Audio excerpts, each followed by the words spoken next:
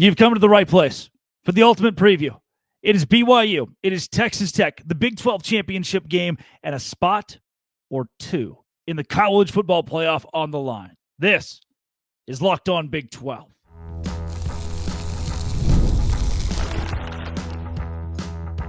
You are Locked On Texas Tech, your daily podcast on the Texas Tech Red Raiders. Part of the Locked On Podcast Network, your team every day. Happy Wednesday, everybody. Welcome into Locked On Big 12. I'm Drake Toll from America's #1 Big 12 podcast, Locked On Big 12. Thank you for making this show your first listen every single day. And if you don't, it's probably because Locked On Cougars or Locked On Texas Tech are your first listen every single day. And there they are, Jake Hatch and Chris Level joining the show. We will start with every reason that BYU will win. Even Level has a couple keys to the game for the Cougars.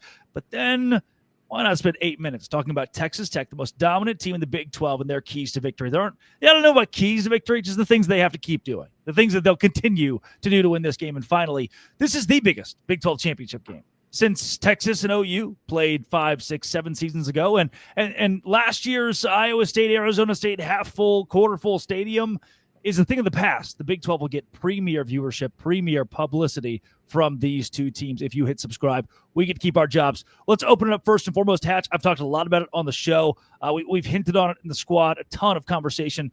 A brief synopsis over what you've heard about Kalani Sitake staying at BYU and your reaction to that situation. They kept him home, and they beat a blue blood in Penn State to do just that. The Penn State stuff, no matter what people may say, it was real. And Kalani Sitake did have some interest with regards to looking at that opportunity. But to BYU's credit, they got their boosters aligned, they got the administration aligned, and they got Kalani Sitake's deal across the line. He's here to stay, and it sure looks like, for all intents and purposes, he's going to be a lifer at BYU. And I think that's a great move for the university. Level, I'll give you a shot here before we jump into the game. You mentioned on the squad show that releases Thursday, this is good overall for the Big 12, Kalani staying at BYU. Why is that? Well, I think the coaches are X's and O's guys, or they're recruiters, or they're motivational guys. I mean, and then the good ones are all the above. But it's really about fit when you find a really good coach. I mean, Jake can speak to it better than I can, but from afar, there's just no better fit than the guy. He's very good friends with Joey McGuire.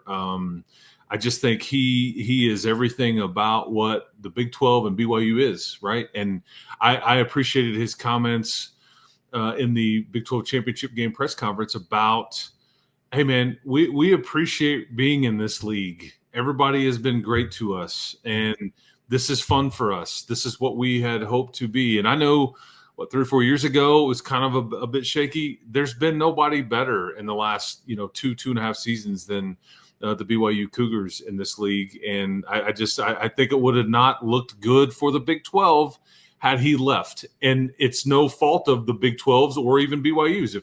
If this is what he wanted to do, he would have been allowed to go do it. And they had interest, but he had some leverage and he used it. Good for him. And now he's in a much better spot now in Provo.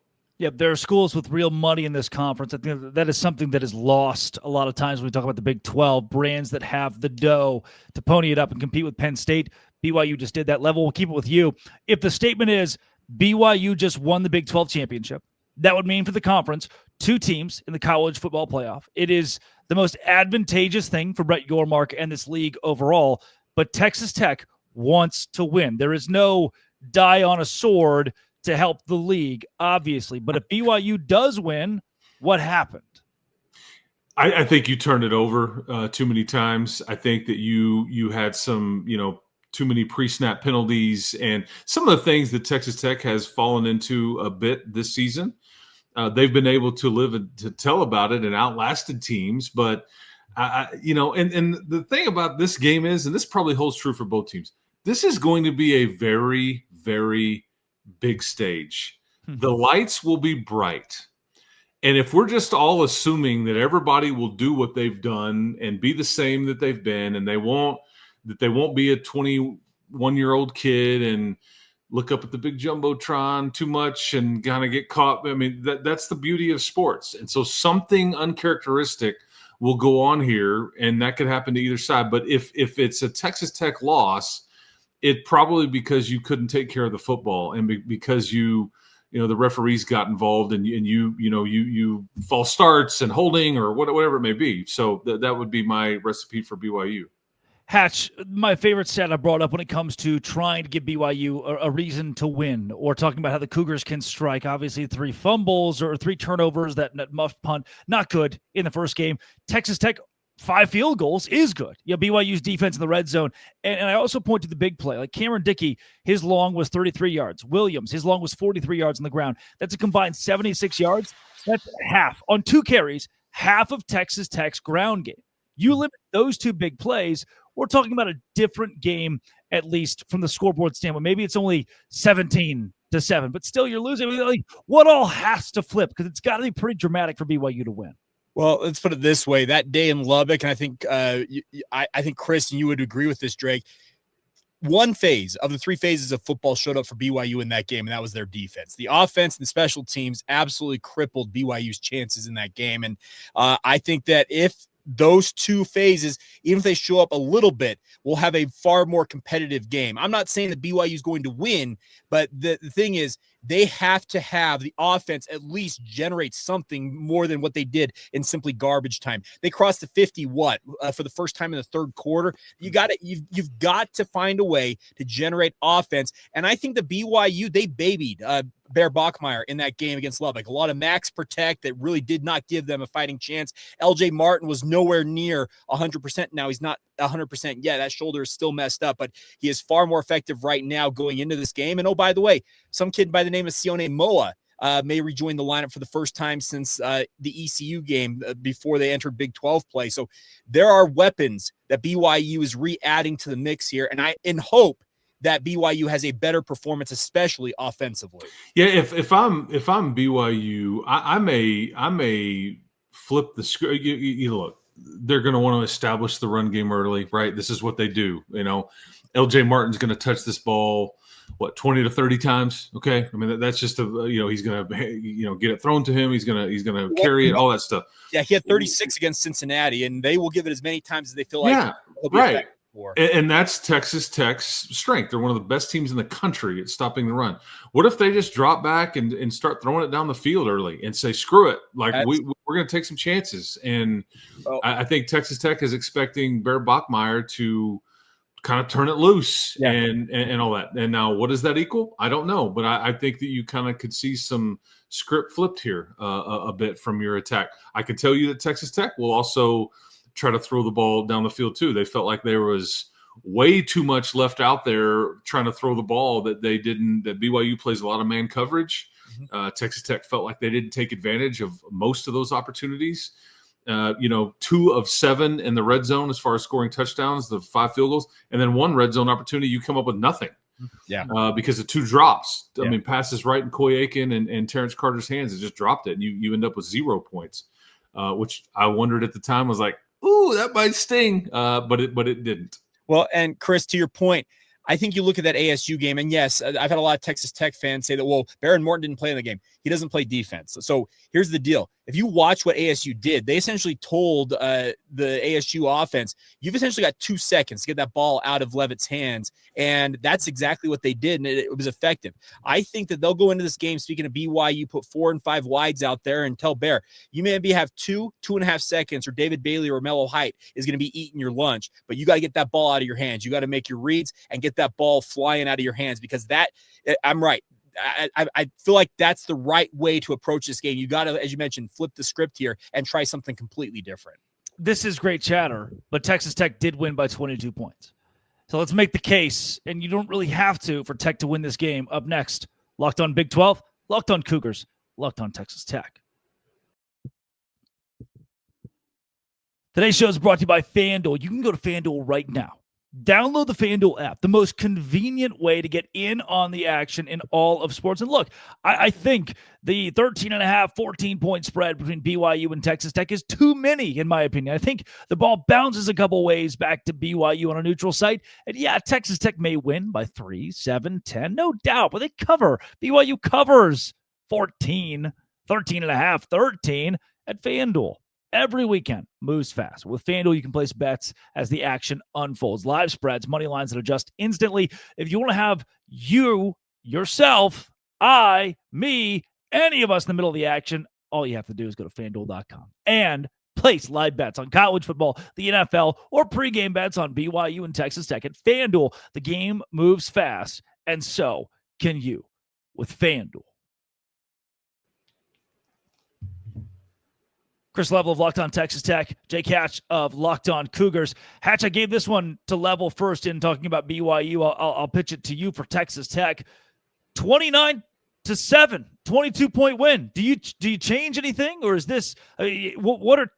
It just feels weird to say what are the keys to victory for Texas Tech when they showed they're the dominant team.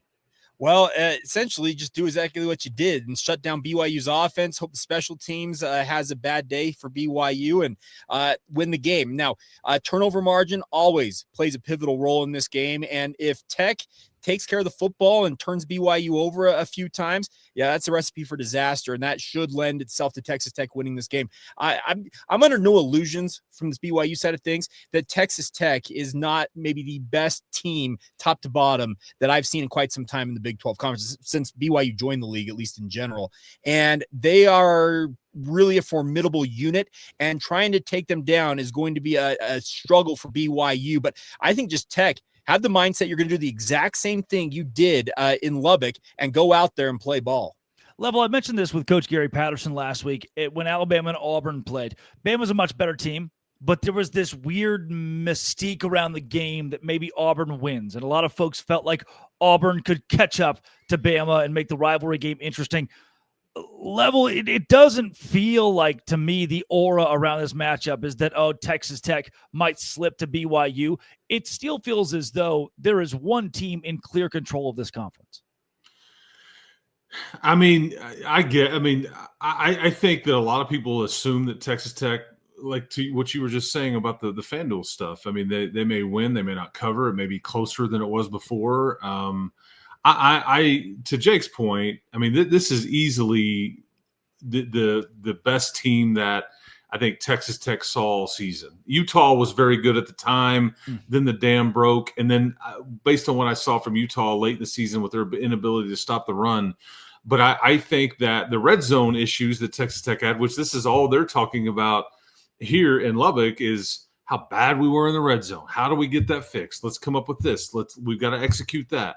And this is unacceptable. And if we're going to go further and we want to do these things that, past the Big 12, you've got to get this fixed. But BYU had a lot to do with that. BYU's linebackers, I mean, Jack Kelly and Glasker and those guys are real dudes, man. And they made life very difficult for Texas Tech when the space was condensed. So I think if you're holding Texas Tech to field goals, this thing could get interesting again, because that game was Texas Tech was largely in control in Lubbock for the better part of the game, but they never were able to totally separate and run off.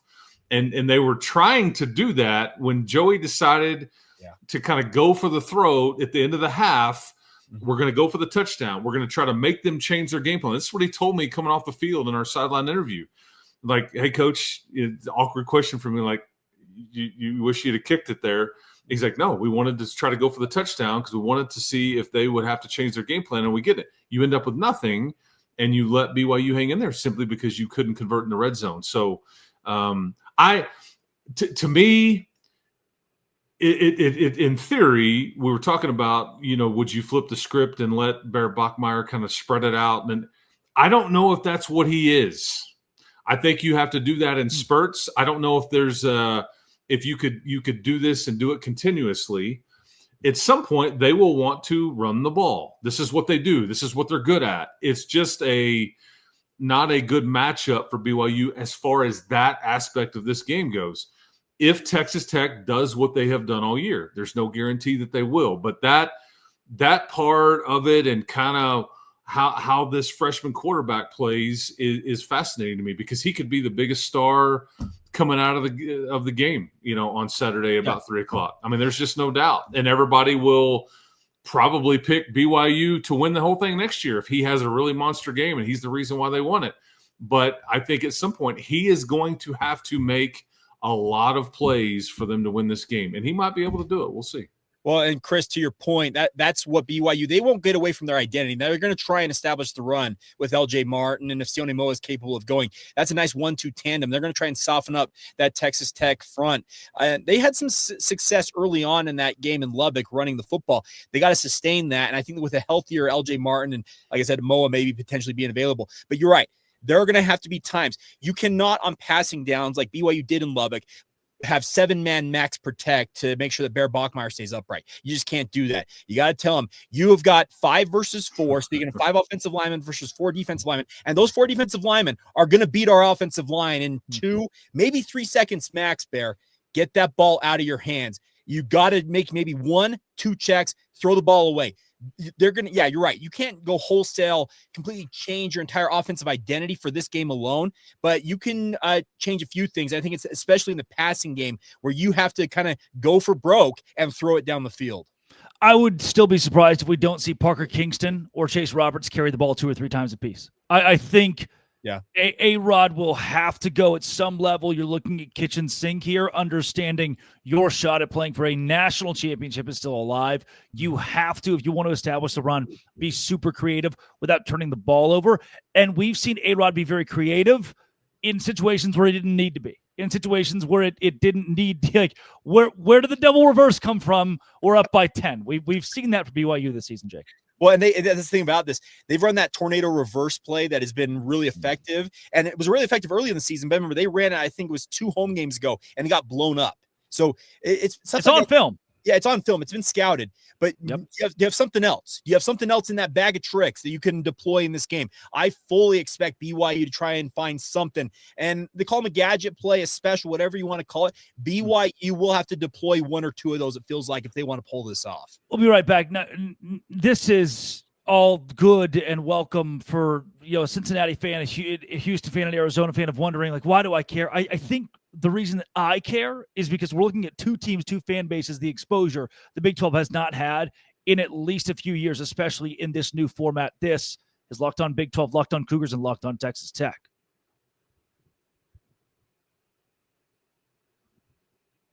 Right back to you, Jake Hatch of Locked On Cougars, Chris Level of Locked On Texas Tech. Level, you've covered this conference for a long time. Texas and OU played a few years ago in the Big 12 championship game. You got Red River all over again, but it wasn't for a spot in the national championship like it is here. It wasn't a spot for the college football playoff like it is here. Both of these teams this time next week can understand they're playing for glory at the top of this sport. Is this the biggest championship game we've seen in the Big 12 in a long time? Yeah, and it's kind of a perfect storm in some ways because this reminds me of the NFL version of what the NFL got with the Cowboys and the Chiefs on Thanksgiving Day, in that you have brands, you have interest, you have celebrity, you have good teams that are trying to fight in the playoffs in that instance. But in this case, there's going to be people that are tuning into this game nationally because they're rooting either for BYU or for Texas Tech for how it affects their team.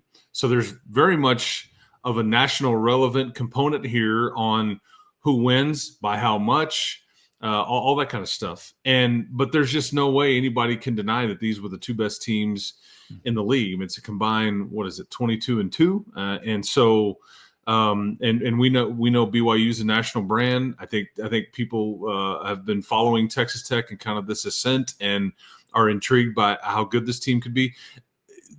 Texas Tech, this is shocking that I'm going to say this, but Texas Tech has a legit chance to compete for a national championship. I don't know if they're good enough to win it. I really don't. I don't know if they're good enough to win a game in the playoff.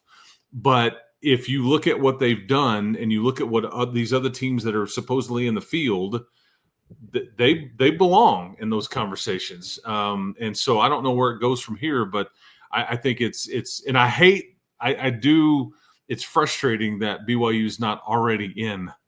That sickens me. It's not right. But this is apparently what the committee is saying. Chris, there's obviously the sickos of college football out there. There's this parlay out there that say, like, okay, so Duke's playing for an ACC title. They're 7-5, guys. If they win that game and win the ACC, they're likely not getting into the playoffs. James Madison and Tulane or North Texas, whoever wins the American, You have two G5 or G6 teams getting into the playoff field. And if BYU wins, that would thereby put two Big 12 teams in. Drake, we're going to watch the SEC and the ACC melt down with the so-called lesser bands in the field if this goes down. There's a parlay out there of this that I'm sure you get pretty good odds on from our friends at FanDuel. Yeah.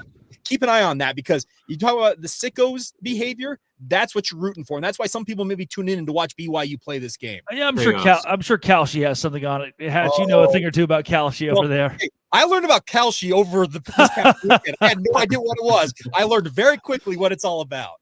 So that's where, I think, Level, as somebody myself who's covered the Big 12 for going on 8 years now, and that's not near as long as you have, but in those 8 years, you've seen the college football playoff develop into what it is, and the Big 12 conference try to compete for a national championship, and no one's won a game outside of TCU, which still feels kind of random. There's that one-off. The year prior, they were bad enough to fire the coach. The year after, they missed a bowl game. And so your one win in the playoff all time it feels like fluke's not the right word, because they deserve to beat Michigan, but it's different. It wasn't OU. It wasn't a powerful Oklahoma State or a Kansas State that develops.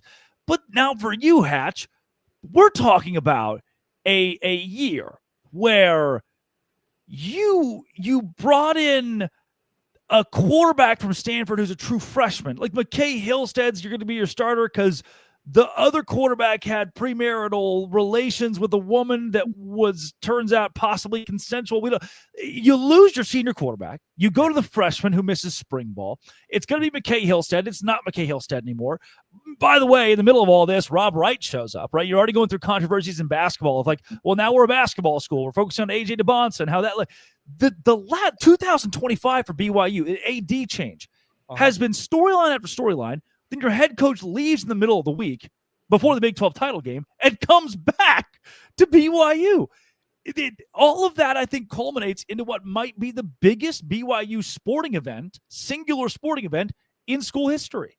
If it's probably the biggest game at least since 1984 in a Holiday Bowl that ultimately clinched BYU their only national title in football. It is 41 years in the making here, and it's not lost on me, Drake, that this is a moment that BYU needs to seize if at all possible, because they have had aspirations quite literally decades since they hoisted that national championship in 1984 of being on this stage. That means having a legit possibility to play for a national title. I'm with Chris. If BYU does find a way to make it into the playoff field, I'm under no illusions that I would consider them to be maybe a national title contender. I'm not even sure they'll even get out of the first round, but they simply want to be able to knock on that door, kick it down, whatever term you want to use, and play for the darn thing. And that's what they're chasing right now. Yeah, I mean, this is the biggest game for BYU, though, in a month, really. Oh, absolutely. No doubt. Because that was the first – was that not the first game against the top 10 team opponent ever? It's top 10 versus top 10. So BYU. Top 10 matchup. That's what I meant to say. Exactly. Yes. They never played a top 10 versus top 10 matchup. That was history in Lubbock, obviously. And Chase Roberts said after the game, we're going to be back in this place again. And Chase spoke after the Kalani Sitake presser. And I asked him the question. I'm like, hey, some people thought you were maybe being a little over the top with saying that we're going to be back in this. And he's like, no, we manifested it. We knew we were going to be back in this game. And I think I respect him speaking out as vociferously as he did on that point. And he manifested it. They're here back on this stage, and they've got to do everything. I mean, everything within their power to win this game, because I'm with Chris. I don't get why the playoff committee hates BYU, because that's exactly what it appears it is, but they've got to knock down this door to get in the field. Yeah, I think BYU has also proven if you want a brand, if the problem is viewership, if it is support, BYU has that. Like I feel much more confident. Actually, it sounds super, super weird, but I have more confidence in BYU fans traveling to Phoenix than I do A&M fans. And A&M will travel. It's not me trying to dock A&M here, but I've seen what BYU fans can do. They just overthrew Penn State. Like I wouldn't start doubting what you will get from an exposure standpoint by allowing BYU to be in this spot. You know, I'll rephrase that actually. I think A&M fans would show up. Alabama fans would not show up in Phoenix like BYU fans would. I've been to games in Tuscaloosa. They're not like that. Yeah. Well, I'll tell you this much, Drake. The valley down there in Arizona, there's a huge contingent of BYU fans, members of the Christ Latter-day Saints. They have certain restaurants that only exist in Utah. The only restaurant of those that exist outside of Utah happen to be in the valley down there in Arizona, like Mesa and that surrounding area. So they would have a huge influx. And the same goes if you say, hey, BYU's playing in D.C. Like, well, we've got 40,000 alum in D.C. Yeah. You know, there's just something about it. The entire East Coast wing of the Mormon church will show up. It's nuts to me. And Level, we'll end the show with you briefly here. Texas Tech loses. The Big 12 gets 2 in. Again, Brett Yormark has an obvious rooting interest here for the conference to get 2 teams in the playoff. It's going to be millions more dollars for the league. If Tech loses, does it dilute at all what the Red Raiders could do in the college football playoff? Because they will obviously be in despite a loss. Yeah, I think they'll be in. I think they're so high now that they, depending on how they would lose, if that's what we're talking about, you still may be in a position to host. I think so, yeah. And it's a weird spot to be in, like win, and you could go back to AT&T on New Year's Eve. I mean, that's almost like a perfect storm. I've talked to somebody at the Cotton Bowl offices, and I think that there's some regionality, and they want the CFP to be this, that they have definitely got their eyes on Texas Tech. But I don't know if it would do. I mean, you would have to go play an extra game. We were talking 2 or 3 weeks ago, like, hey man, do you want to host a playoff game or do you want to buy? Like, well, if you could pick it, and all that stuff. And so, I mean, I don't know. This is all so foreign. I mean, this is not like the fact that we're sitting here talking about, I mean, so you would have to host a playoff game. I mean, like, how would you feel about, I mean, like, you kidding me? I mean, this is uncharted territory, man, for all the above, for BYU too. BYU's never been in a conference championship game, right? No, they've played in 2. Okay, 2. Okay. 1996 and 1998 when the old WAC was 16 teams. See, okay, got it. Okay, so Power 4 league though. This is different. But yeah, been a minute. So this is a lot of fun, and I will say this too: the atmosphere in that stadium on Saturday morning will be big time. It will be big time. That's and I saw this. The Baylor Oklahoma State was huge, and those are 2 fan bases that have been have really gone through the murk the last few years. These are 2 fan bases that are as excited as ever because they have a shot at a college football playoff, a national championship. I don't think anybody's rooting harder for BYU than the Texas Tech PA guy. I guess for one more game in Lubbock, baby. One more playoff game with the PA guy gets. I've been there. You know who the PA guy is, right? No, who's the PA guy? Casey Cowan, my co-host. No kidding. That's who it is. Not. Yeah, I swear. No way. Yes. Yeah, he is. He has just finished his 2nd season as the Texas Tech PA announcer. So yeah, wow.